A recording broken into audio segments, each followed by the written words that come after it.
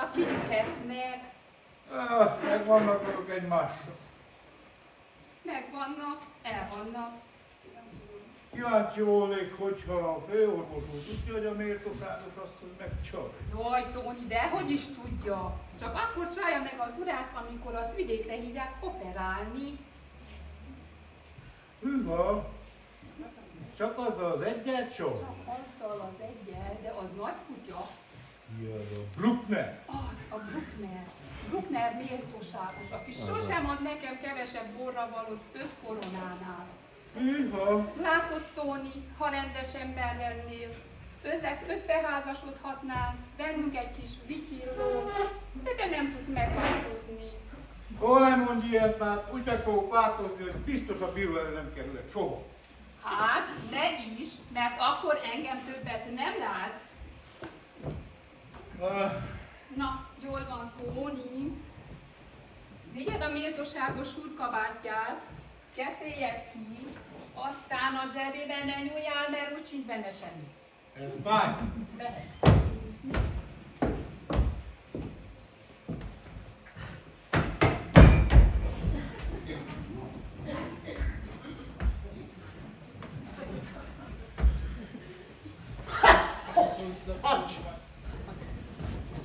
Bocsánat. Aztán magát kégett be.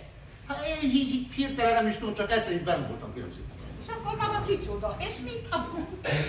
Faradon, müksa vagyok, lőcsörök, és a Bruckner méltóságos urat keresem. Bruckner.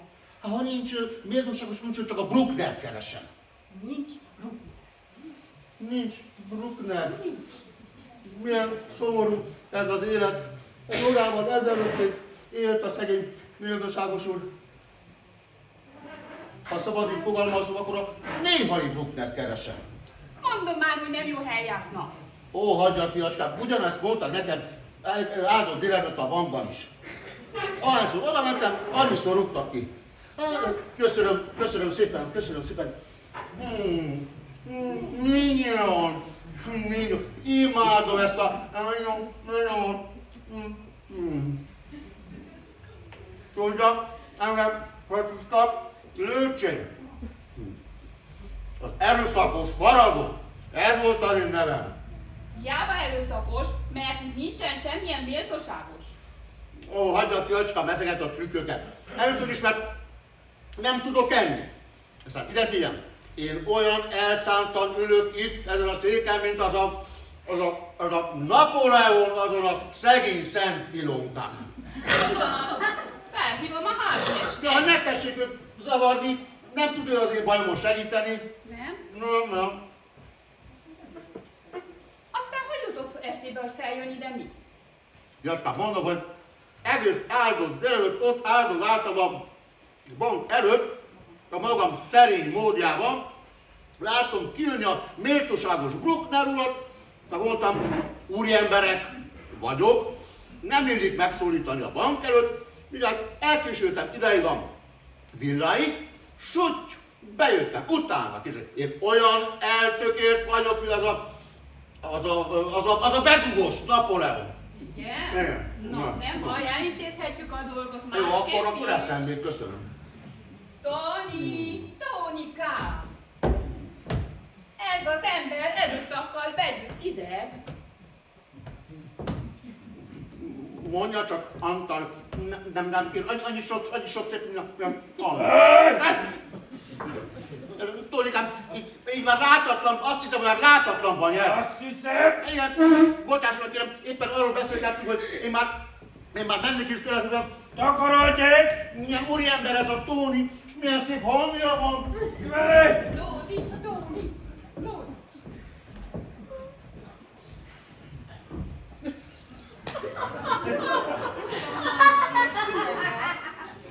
Az mire vár?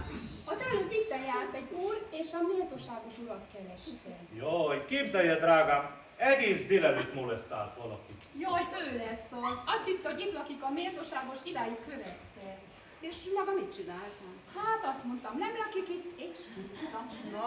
Nagyon jól tette. Jól van, Manci, hozzon be gyümölcsöt is. Jó, jó. Ez a fickó az egyik vidéki fiókunkból jött fel. Alig tudtam lerázni. Na látja? Ha nem rázza le, akkor nem jött volna fel ide.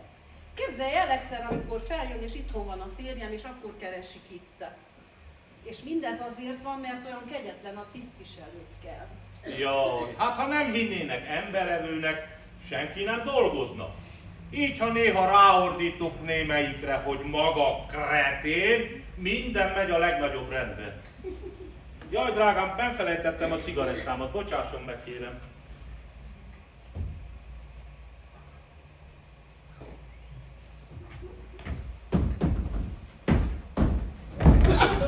Bocsánat, hát csúcsán. De jó, hogy nem a negyediken tetszedek lakni. Hogy kerül ide? Hát csak úgy jöttek az ablakon, mint a húzat, hogy jöttem. Ki ez az ember?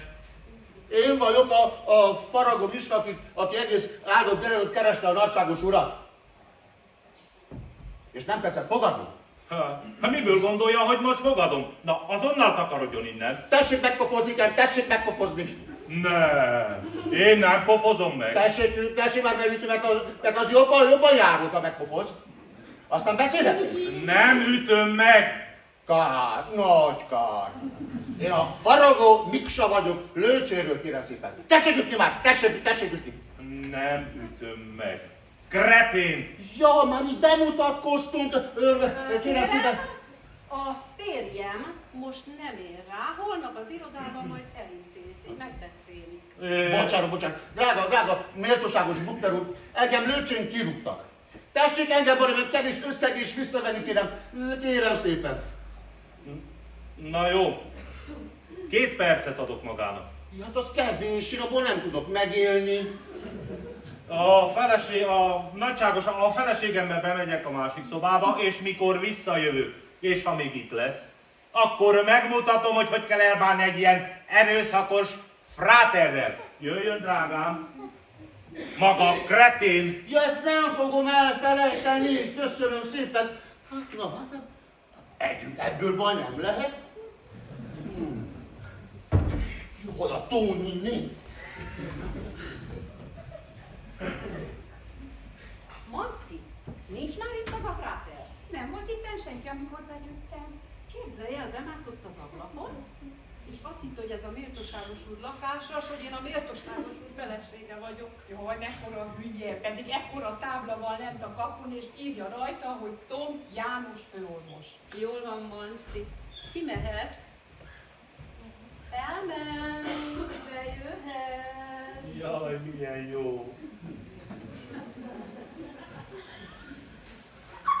Mi ez? Ez egy asztal. Én meg tippelgettek.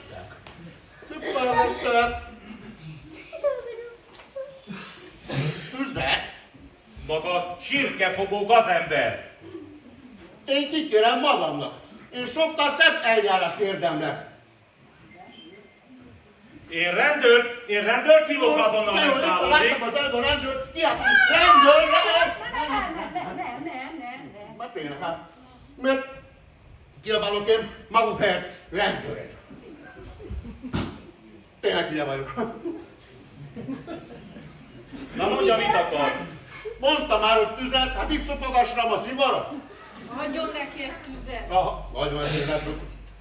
Hát, megégette az ujjátnak. Úgy mit csinál? Mit csinál, Zoti? Hát ugyan a feje, mint a vitorstát, nem? Nem szégyelli magát, így viselkedik egy úriember lakásán? Hát miért? Hát maguk nem szigyelik magukat. Így viselkedni egy úriember lakásán? Nincs csak. Megcsaljuk a főorvos urat. Szegény doktor úr. Figyelj ide, maga nem ismerheti ezt az ügyet. Maguk nem ismerik az én ügyemet. Na ide figyelj, Bruki. Ülj már le. Miért tegez? Ülj már le. Miért tegez? Mert nem vagyok gőgös. Ülj már le, kretén. Ide figyeljen! Ha még egyszer, én... Tudom, rendőrt, nem. Hagyja már, nem látja, hogy a kezében vagyunk, hát mindent tud. Üljön le. Hallgasson Josephine-re. Vág az agya, mint a borodfa. Na mit akar? Szóval, drága nagyságos Broki, arról lenne szó, hogy csinálunk egy olyan írást, mert vissza szeretnék valahogy kerülni a bankhoz. És abban megírjuk, hogy... Én visszaveszem. Megírjuk, hogy 5 évig a banknál maradok, és ha nem, akkor mondjuk kapok 10 000 korona bánatpénzt. Micsoda? Hogy maga 5 évig akar maradni? De hogy akarok én maradni 5 évig? Holnap után el is mentem a banktól, felveszem a bánatpénzt, a 10 000 koronát. Na nem, ezt már nem. Könyörgök, kérlek, add nekem 10 000-et. Add nekem 10 000-et. Jó, hol lehet itt írni? A rendelőbe. Jöjjön, Faragó úr! De Brokikám, tudsz te írni? De akkor ezzel az ügy el van intézve? Az nem biztos. Drága nagyságos asszonyom, kihúzom a 2 fogat. Mit tudom én?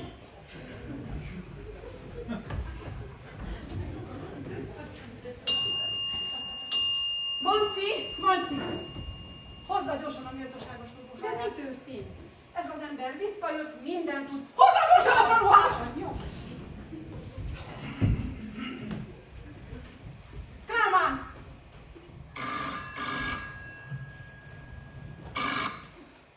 Haló? Igen. Jaj, te vagy te drágám.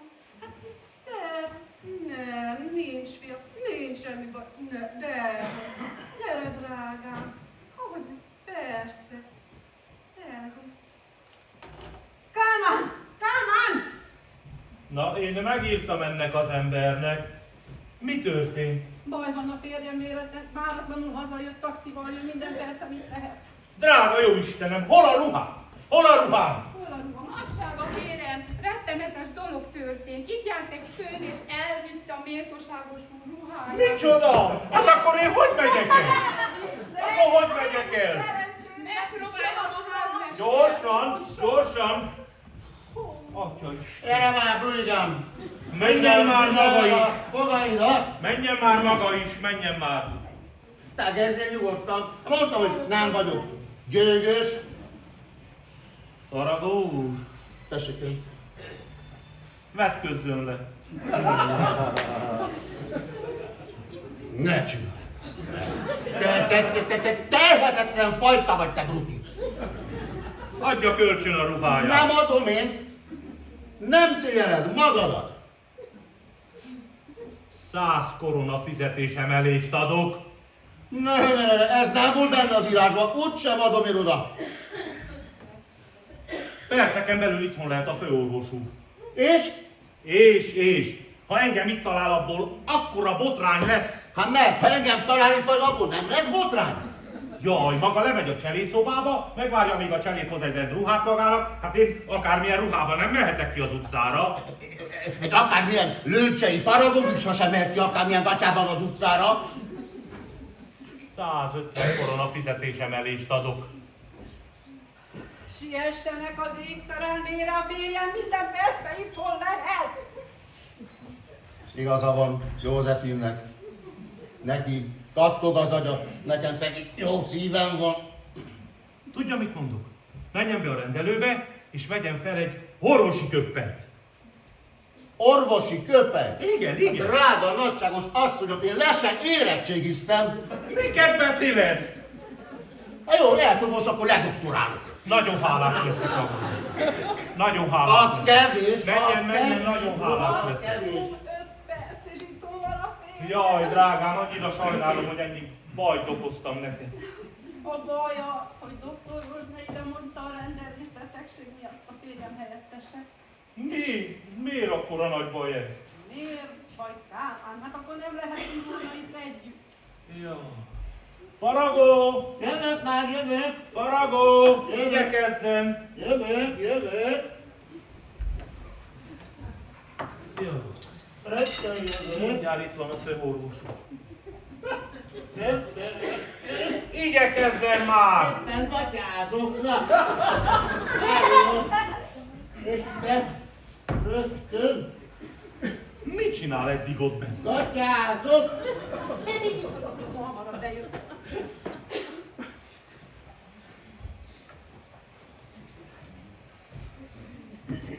Mondom, hogy éppen gatyáztam!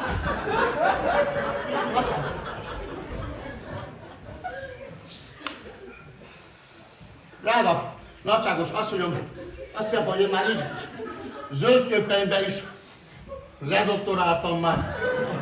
Nyugodtan tudok már operálni, vakbelet műteni is. Drága, nagyságos asszonyom, hadd állapítsa meg, hogy ebben szép délutánunk van ma. Jaj, csak magát ne hozta volna ide az ördög! Hát miért? Ha én nem jöttem volna, akkor a Bruckner méltóságos úr itt rohangálna el és hátra gatyába, nem úgy, mint én. Jaj, én mennék már a cserédhez, mert kérem, az nekem jár.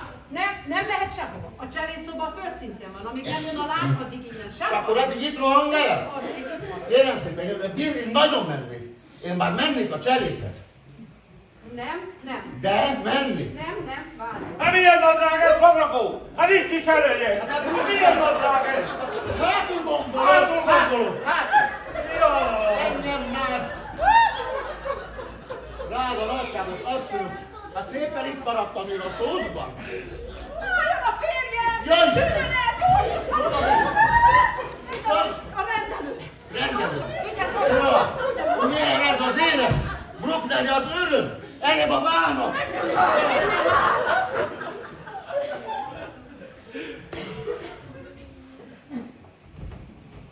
Szervusz, édeském! Szervusz, drágám! Egyedül vagy? Egyedül azaz, itt van doktor Faragó, húzni csak egy őt helyettesíteni. Most fejezte be a rendelést. De nem tudja, hamar hazajöttél. Hát tudod, a második műtetem az elmaradt, de leteszem a kalapon. Egy pillanat, drágám, jövök Jó mindjárt. van, drágám, tedd le! Faragó, Faragó! Jó, kérem, megadom magam, ne tessék lőni. A férjem tudja, hogy itt van. Azt mondtam neki, hogy maga helyettesítette. Ez nem szép magától, ez nem szép. Beváltott engem a szózba azért, hogy megmentse a Bruckner. Igen. Nem, azt mondtam, Jó napot kívánok! Jó napot kívánok.